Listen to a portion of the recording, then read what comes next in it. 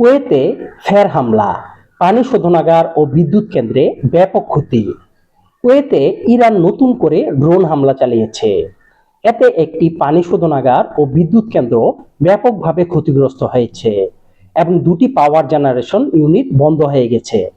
এর আগেও ইরান কুয়েতের তেল কমপ্লেক্স ও সরকারি মন্ত্রণালয় কমপ্লেক্সে হামলা চালিয়ে আগুন লাগিয়েছিল।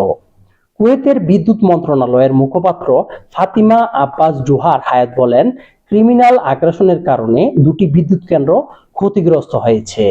কুয়েতে যুক্তরাষ্ট্রের সামরিক ও বেসামরিক অবকাঠামো থাকায় ইরান যুদ্ধের শুরুতে সেগুলোকে লক্ষ্য করে হামলা চালায়। তবে সম্প্রতি তারা জ্বালানি অবকাঠামোর দিকে মনোনিবেশ করেছে। এই হামলার প্রেক্ষিতে কুয়েত, বাহরাইন এবং সংযুক্ত আরব আমিরাতে ইরানের হামলার সংখ্যা বেড়েছে। মার্চ মাসের শুরুতে কুয়েত আন্তর্জাতিক বিমানবন্দরেও জ্বালানি ট্যাঙ্কারে হামলার ঘটনা ঘটে।